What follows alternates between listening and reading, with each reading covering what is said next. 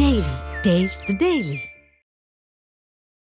ரத்த புற்றுநோய்னாவே sir number புற்றுநோயிலேயே ரொம்ப கடுமையான புற்றுநோய். ஒரு 6 மாதம் 1 வருஷம் வரலும் தள்ளி போடலாம். மரணங்கிறது நிச்சயம்.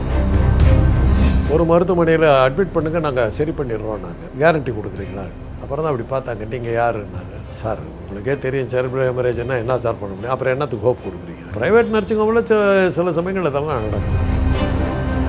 கொரோனா வந்ததுக்கு பிறகு மருத்துவங்கிறது வந்து காஸ்ட்லி ஆகிடுச்சு. டாக்டர்களை நல்லா பழைக்கணும். அரையணா பொறாத ஒரு நோயை வந்து பெருசாக்கி லட்சக்கணக்கில் மருத்துவர்கள் சம்பாதிக்க ஆரம்பித்தாங்க. தேவையில்லாத பரிசோதனைகள்லாம் பண்ண ஆரம்பிச்சு. மோடிக்கும் ஜின்பிங்கு ட்ரம்ப்பு 3 பேத்துக்கு நன்றி சொல்லணும். அவங்க தான் கொரோனா வந்து உலகம் முழுவதும் பரப்பணும். ஜுரம் அடிச்சுக்கிட்டே இருக்கும், மந்தமான ஜுரம், கடுமையான தலைவலி வரும், என்ன பண்ணாலும் நிற்காது.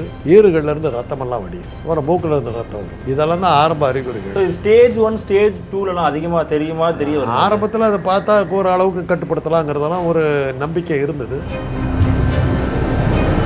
வெள்ளணுக்கள் வந்து இத்தனை மாதம் உயிரோடு இருக்கும். ஆயுசு முடிஞ்சோன்னா அதெல்லாம் செத்து போயிடும். செத்து போன உடனே அதை வந்து வெளியே அனுப்பிச்சிடும். அது மாதிரி வெளியே அனுப்புகிற அந்த டெக்னாலஜி ஃபெயிலியர் ஆகிடுது. குத்துயிரும் கொலவுயிருமோ அது இருந்துக்கிட்டே இருக்குது. அதே சமயத்தில் புது வெள்ளணுக்கள் ஃபார்ம் ஆகிடுது. அது நம்முடைய உடம்புல இருக்கிற அத்தனை திசுக்களையும்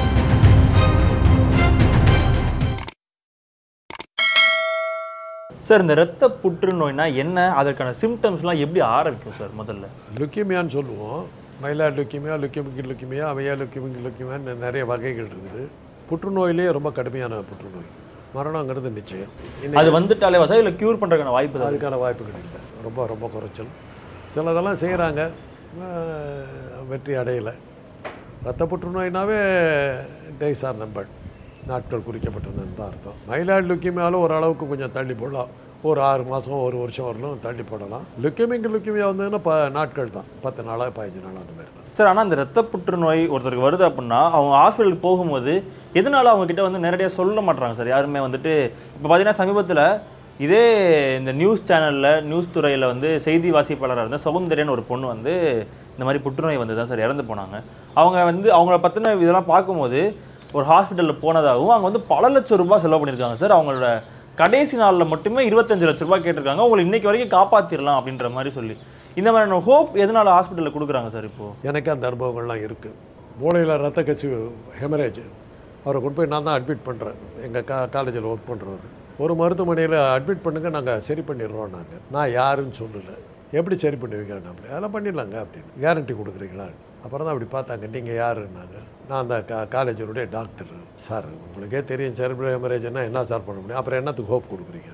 இன்னும் ஜிஹெச்சுக்கு எடுத்துகிட்டு போங்கட்டாங்க. அந்த ப்ரைவேட் நர்சிங் ஹோம் போகிறோம், ஜிஹெச்சில் வந்து 15 நாள் வச்சுருந்து இறந்து போட்டார். அப்புறம் ப்ரைவேட் நர்சிங் ஹோமில் சில சமயங்கள் இதெல்லாம் நடக்கும். இவ்வளோ லட்சம் பணம் வாங்கி ஒரு அவங்களுக்கே தெரியும் ஒரு பேசிக்காக வந்து இந்த மாதிரியான புற்றுநோயெலாம் வந்துச்சுன்னா வந்து காப்பாற்ற முடியாது அப்படிங்கிறது. கீமோதெரப்பி அது இதெல்லாம் இருக்குது, அது எல்லாமே காஸ்ட்லி. வின்கிரிஸ்டின் போன்ற சில மருந்துகள்லாம் இருக்குது எங்கள் காலத்தில். இப்போ என்ன புதுசாக வந்துருக்குன்னு தெரியல. இன்றைக்கி அது நிறையா லேசர் டெக்னிக்கெல்லாம் வந்துருக்குது. சைபர் நைஃப் போன்ற சில புது டெக்னாலஜிலாம் வந்துருக்கு. பட் அதுக்கெல்லாம் செலவு ஜாஸ்தி.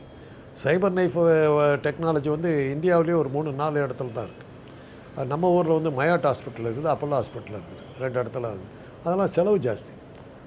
ஆனால் அது வந்து ஓரளவுக்கு வெற்றியை கொடுக்குது, ஓரளவுக்கு நம்மளால் கட்டுப்படுத்த முடியும். ஆனால் அதுக்கு சொத்தை வைத்து தான் நம்ம பார்த்துக்கணும். மூளைக்கு வர்ற புற்றுநோயை வந்து அது பிரமாதமாக வேலை செய்யுது.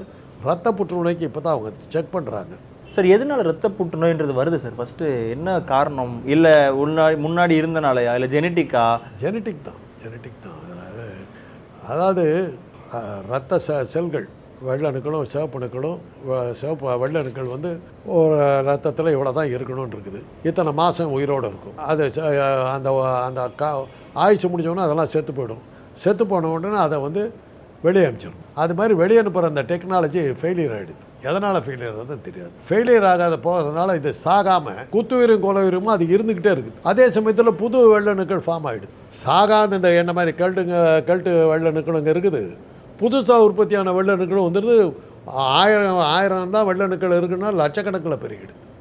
அது நம்முடைய உடம்புல இருக்கிற அத்தனை திசுக்களையும் நாசம் பண்ணிவிடும். அளவுக்கு பேர் நான் அமிதம் நெஞ்சுக்கிற மாதிரி எல்லாம் செல்களை எல்லாம் நாசம் பண்ணிவிடும். இது முதல்ல எதை பாதிக்கும் சார்? உடம்புல இருக்க உறுப்புகளில் எதை முதல்ல? தலைவலி வரும், கடுமையான தலைவலி வரும், என்ன பண்ணாலும் நிற்காது.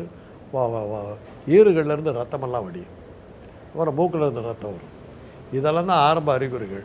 ரொம்ப சாதாரண நினச்சிக்கிட்டு இருப்போம். அது பார்த்தாக்கா ஜுரம் அடிச்சுக்கிட்டே இருக்கும், மந்தமான ஜுரம். ஒரு 102 டிகிரி 103 அந்த மாதிரி கடுமையான ஜுரம் அடிக்காமல் மந்தமான ஜுரம் அடிக்கும். பல்லிலிருந்து ரத்தம் கசிது நிற்காது. இதெல்லாம் தான் ஆரம்ப அறிகுறிகள். அதுக்கப்புறம் வந்து நம்ம ரத்த பரிசோதனை பண்ணோம்னாக்கா வளர்ச்சி அடையாத வெள்ளணுக்கள் நிறையா இருக்கும். ஸோ இது ஸ்டேஜ் 1 ஸ்டேஜ் 2லலாம் அதிகமாக தெரிய வரும். ஆரம்பத்தில் அதை பார்த்தா ஒரு அளவுக்கு கட்டுப்படுத்தலாங்கிறதெல்லாம் ஒரு நம்பிக்கை இருந்தது. இன்றைக்கி அந்த சைபர் நை போன்ற ட்ரீட்மெண்ட்லாம் வந்ததுக்கு பிறகு ஒரு நம்பிக்கை வருது நமக்கு.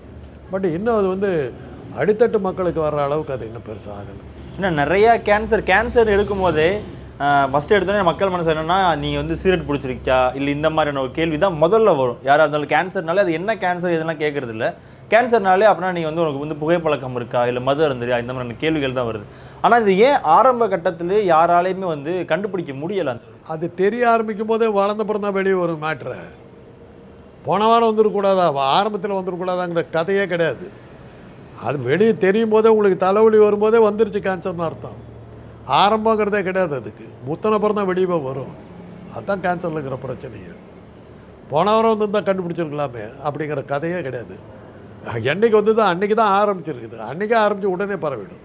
அதுதான் கேன்சர். ஏன்னா ஸ்டேஜ் 1 ஸ்டேஜ் 2 ஸ்டேஜ் 3 தாண்டி ஸ்டேஜ் 4 தான் ரொம்ப எல்லாருக்குமே வெளியே தெரியும். ட்ரீட்மெண்ட்டுக்காக தான் ஸ்டேஜ் 1 ஸ்டேஜ் 2லாம் சொல்கிறோமே ஒழிய பேஷண்ட்டை காப்பாற்றுறது சொல்கிறது இதை ட்ரை பண்ணி அதை போய் ட்ரை பண்ணுன்றோம். நாங்கள் நம்பிக்கையோடு ஒன்றும் பெருசாக நாங்கள் செய்யறது. ஏன்னா நிறையா கேன்சர் பேஷண்ட் போகும்போது நீங்கள் வந்து ஸ்டேஜ் 4ல் இருக்கீங்க, ஒரு ஸ்டேஜ் 2லையோ ஸ்டேஜ் 1லையோ இருந்திருந்தால் ஈஸியாக க்யூர் பண்ணியிருக்கலாமே அப்படின்னு சொல்கிறாங்களே. அப்போ அதெல்லாம் என்னது சார்? இல்லாட்டி போனால் நீ உங்கள் இப்போ ஊடகங்கள்லாம் போய் டாக்டர் கொண்டு விட்டான்னு ஆரம்பிச்சிருவீங்களே. விஜயகாந்த் படத்தில் என்ன காட்டினாங்க, பணத்தை வச்சு பிழைக்கிறவன் டாக்டர்னு காட்டினாங்க. கேட்டுக்கிட்டோம். அப்புறம் அவங்கக்கிட்ட தான் அவன் படுத்தார் வந்து. அப்போ அதெல்லாம் உண்மை இல்லையா சார்? ஸ்டேஜ் 1 ஸ்டேஜ் 2 அப்படிங்கிறது யாரோ ஒரு டாக்டர் பண்ணியிருப்பாங்க. அந்த படத்தில் நடிகர்கள் பூரா யோகியன்னு காட்டினார்ல. எல்லா அரசு அலுவலர்களும் தொழிலில் இருக்கவங்களும் ஏமாத்து பேர் நட்சத்திரம் சினிமா நட்சத்திரங்களை தவிர அப்படிங்கிறத நான் காட்டினேன். போலீஸ்காரன் உள்ளே போயிடுறான், என்ஜினியர் உள்ளே போயிடுறான், டாக்டர் உள்ளே போயிடுறான், எல்லாரும் ஏமாத்து பேர் நட்சத்திரங்கள் மாத்திரம் யோகியர்கள்னு காட்டினார். அப்புறம் என்னத்துக்கு வர்றாரு எங்ககிட்ட?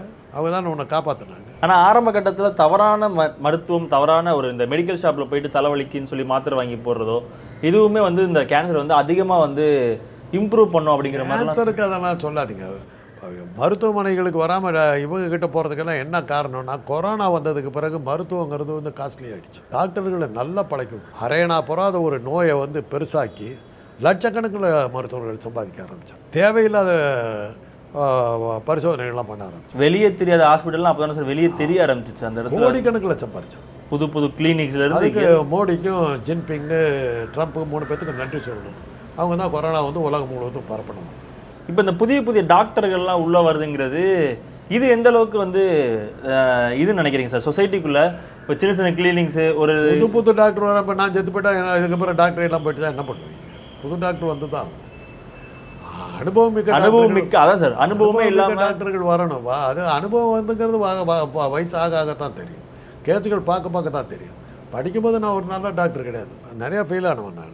அதுக்கப்புறம் நான் வந்து போஸ்ட் கிராஜுவேட்டெல்லாம் பண்ணும்போது என்னை கண்டு என்னுடைய சீஃபெல்லாம் பயப்படுற அளவுக்கு நான் வந்து மாறினேன். ஏன்னா கேஸுகள் நிறையா பார்த்தேன். ஏன்னா கண்ட ஊரில் என்னை போஸ்டிங் போட்டு கண்ட பேஷண்ட்டெல்லாம் பார்த்து இந்த பேஷண்ட் இப்படி டீல் பண்ணாக்கா காலி ஆகிடுவோம், இந்த பேஷண்ட் இப்படி டீல் பண்ணால் பொழைப்பாங்கிறது நல்ல அனுபவத்தில் தெரிஞ்சுக்கிட்டேன். அனுபவத்தில் தெரிஞ்சதுனால என்னால் வந்து சரியான முறையில் சொல்ல முடிஞ்சுது. இன்றைக்கி எங்கள் கல்லூரியில் தான் சொல்கிறாங்க, அவர்கிட்ட எதுக்கும் ஒரு வார்த்தை கேட்டுக்காங்கிறாங்க. அந்த அளவுக்கு நம்பிக்கை. நீங்கள் இந்த மாதிரி புற்றுநோய் கேஸ் ஏதாவது ஃபேஸ் பண்ணியிருக்கீங்களா சார்? பார்த்துருக்கீங்களா? என்னுடைய உறவுக்காரர்களை படுத்தாங்க. அது கை முடிஞ்சு போச்சுன்னு நாங்கள் சொல்லிட்டோம். நான் ஒன்றும் பண்ண முடியாது. ஆரம்பத்துலேயே அவங்க மீட் பண்ணும்போதே நீங்கள் அந்த ஹோப் எதுவுமே கொடுக்காம. என்னன்னா என்னுடைய அண்ணன் வந்து அமைச்சராக இருந்தபோது அவருக்கு செக்யூரிட்டி ஆஃபீஸராக ஒருத்தர் இருந்தார். அவர் போலீஸ் ஆஃபீஸர். அவர் வந்து தன்னுடைய மருமகனை கூட்டிகிட்டு வந்தார். கூட்டிகிட்டு வந்து சார் தலைவலிக்குதுங்கிறாங்க அப்படின்னாரு. ஆஜானு பாகுவா 6 அடி உயரம் நல்லா இதாக இருக்குது. உடனே நான் இப்போ ஜிஹெச்சில் ஒர்க் பண்ணிகிட்ருக்கேன். பொது மருத்துவமனையில் ஒர்க் பண்ணிகிட்ருக்கேன். உடனே கூட்டிகிட்டு போய் செக் பண்ணாக்கா லுக்கேமியா. நடந்து வர்றாரு எங்களோட. நடந்து வந்து செக்கப் பண்ணி முடித்த உடனே அந்த ஆங்காலஜிஸ்ட் அட்மிட் பண்ணிக்க இமீடியட்டானார். அவரை இல்லை சார் நான் வீட்டுக்கு போய்ட்டு இன்னும் ஒரு வாரம் கழித்து வரேன், நான் நத்திங் டூயிங் அட்மிட் பண்ணிட்டார். அன்றைக்கி நைட்டு அட்மிட் பண்ணாங்க. நடந்து வர்றார். வார்டுக்கெல்லாம் கூட வீல் சேர்லாம் வராமல் நடந்து வர்றாரு. காலையில் இறந்துட்டார். அடுத்த நாளா சார்? ஆனா அதுக்கு முன்னாடி வரைக்கும் அவருக்கு அந்த இதுல எந்த சிம்டமும் கிடையாது, எதுவுமே இல்லை. எதுவுமே இல்லை. அது எப்படி சார் சாத்தியம்? ஒருவேளை இந்த ஒரு அதுதான் புற்றுநோயுடைய லுக்கிமியாவுடைய இது. பேசிக்கிட்டே இருப்பாங்க, அப்படியே விழுந்தாங்க. அதே தான் எய்ட்ஸில் எங்களுடைய ஆரம்பகால மரணங்கள்லாம் அப்படி தான் இருந்தது. நல்லா பேசிக்கிட்டு இருப்பாங்க, அப்படியே விழுந்துச்சு. எந்த ஒரு அறிகுறியுமே கிடையாது, எதுவுமே கிடையாது, கேஷுவலாக இருக்கிற மாதிரி இருக்கும். அப்போது அந்த மரணங்களை பார்த்து நாங்கள் நடுங்கி விட்டோம். எய்ட்ஸ் வந்த புதுசில் முதலாக டயக்னோஸ் பண்ண ஒரு 60 நோயாளிகள் பேசிக்கிட்டு இருக்கும்போதே விழுந்து செத்தாங்க. அப்போ தான் நாங்கள் பயந்துட்டோம். அதுக்கப்புறம் அது இன்றைக்கி எய்ட்ஸ் ஒன்றுமே இல்லாமல் போயிடுச்சு. இப்போ அதுக்கான மருந்துலேருந்து எல்லாம் யார் எய்ட்ஸ்ன்னு வந்தால் அவர்கிட்ட பார்த்துக்கலான்ட்டாங்க. ஏன்னா சாதாரணமாக சரியாக போயிடுச்சு, தானாக வந்த மாதிரியே போயிடுது. ஸோ இந்த புற்றுநோய்க்கு அப்போ இதுக்கப்புறம் மருந்து ஏதாவது வாய்ப்பு இருக்கா சார்? இந்த மாதிரி புற்றுநோய், சைபர் நைஃப், இந்த மாதிரி பல புது விஷயங்கள்லாம் வந்துக்கிட்டு, கீட்ரூடா போன்ற சில மருந்துகள்லாம் வந்து, ஆனால் அதுவுமே 50-50 சான்சஸில் தான் அதான் இப்போ தான் வந்துக்கிட்டு இருக்குது, வரும். ஓகே ஓகே சார், நன்றி சார், தேங்க்யூ சார்.